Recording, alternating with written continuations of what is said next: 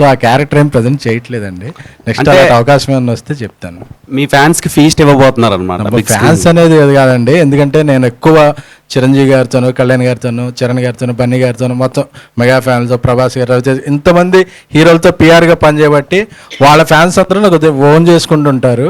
అలాగే సోషల్ మీడియాలో కొద్దిగా పంచులో మాట్లాడదాం, దాని ఫ్యాన్స్ అనే పెద్ద పదం అంటే ఫ్రెండ్స్ అనుకోండి, నా ఫ్రెండ్స్ వాళ్ళు. ఎలక్షన్స్ టైంలో మీరు ఒక ట్వీట్ వేశారు ఒక పర్సన్ మీద, వెళ్ళి ఆటో కూడా గిఫ్ట్ ఇచ్చారు. అవునండి. సో దాని మీద ఆడియన్స్లో మీ మీద ఒక హీరోకి ఉండే ఫీల్తో కొన్ని ట్వీట్స్ వేయడం, ఆ రెస్పాన్స్ అండ్ ఫ్యాన్ బేస్ పెరగడం జరిగింది. దాని మీద మీ ఒపీనియన్ ఏంటి? నాకు కళ్యాణ్ గారు అంటే నాకు చాలా బాగా ఇష్టం.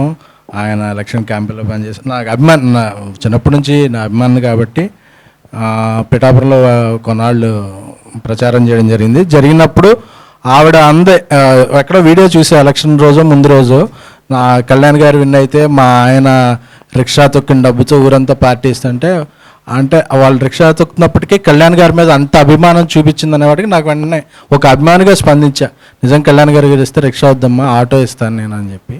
సో అది ఎక్కువ మంది అందరికీ తెలిసేలా ఇవ్వకూడదు, ఏదో ఇచ్చాం కాబట్టి అది పబ్లిసిటీ అనుకున్నాం. కానీ కాదు కొంతమంది ఏమన్నారంటే ఇది తెలియకపోతే మీరు ఇవ్వలేదు అనుకుంటారని ట్వీట్ వేసాను అని ఆ రోజు మీడియా సమక్షంలో ఇవ్వడం జరిగింది. So it's a feeling between fans.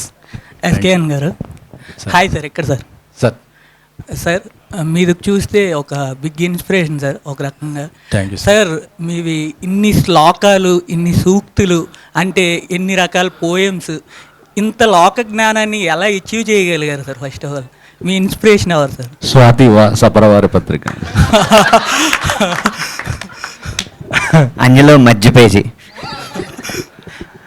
మా నాన్నగారు చిన్నప్పటి నుంచి దైవభక్తులు. సో ఇంట్లో మాకు ఒక హాఫ్ అన్ అవర్ 1 అవర్ పాటు పూజ చేసేవాళ్ళు. సో ఒక బ్రాహ్మణ కుటుంబంలో ఎలా ఉంటుందో మా ఇంట్లో అట్మాస్ఫియర్ అలా ఉండేది. సో అప్పటి నుంచి నాకు ఆ శ్లోకాలు, ఆ నవగ్రహ శ్లోకాలు అన్నీ బుక్కులు ఇచ్చేవారు అనమాట. సో చిన్నప్పుడు అన్ని పుస్తకాలతో పాటు ఆ పుస్తకాలు కూడా చదివి శ్లోకాలు అన్నీ వచ్చేసినాయి. Okay sir. Thank you.